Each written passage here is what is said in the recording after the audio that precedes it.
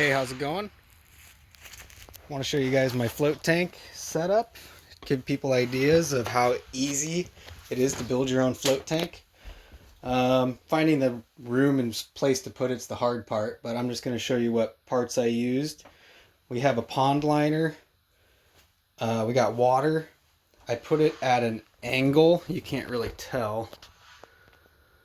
But the bottom in there is at an angle, so your head, the water's about that deep, comes up next to your eyes, and then your legs are completely covered in water, depending on how big of a person you are. You could play with this and get it up like that. That's kind of been one of my dreams, is to build a horizontal tank. But the nice part about it is I only put 50 pounds of salt in there, because I don't want to have to do 800 pounds of salt, and I don't mind having my back touch. It actually kind of helps me relax my back muscles when it's touching something. But anyways, I use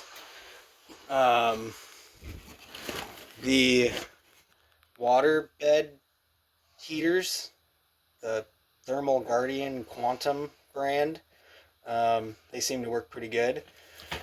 And I get it to where I like the temperature, and then I just back it off so that I can kind of keep it right where I want it. So for sanitation, I just throw this pump in there. I can't remember the brand. I think it might be like a Pond Master or something.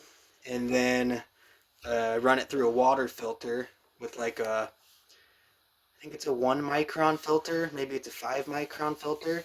But I just throw that in, plug it in, let it run.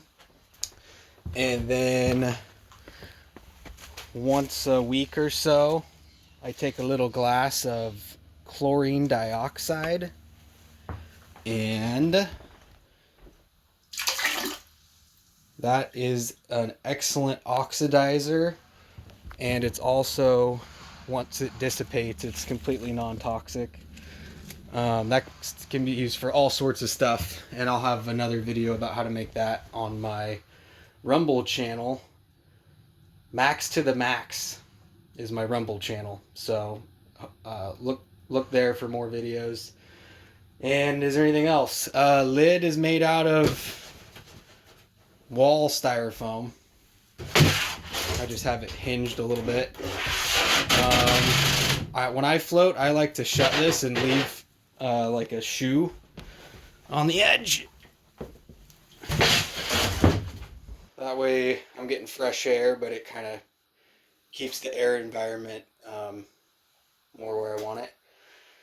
And yeah, that's pretty much it. Trying to think. Yeah, I just have two heating elements. I put them right here and right there. And yeah, pretty easy. At first I overcomplicated things and thought that I had to have like a UV light, and I was using pool shock at the time, which works, but now that I know how to make chlorine dioxide, it just, I actually revived this tank from the dead. This thing was parked out here unplugged for like, I don't know, 6 months, and the water was just nasty. And I was like, I wonder if I can recover this water.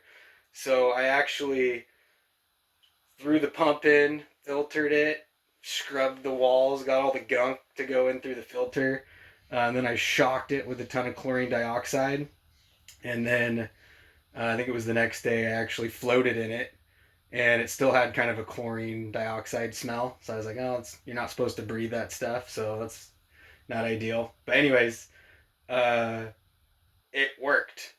So that kind of a fun experiment. I could ramble forever, but that's DIY float tank part 2.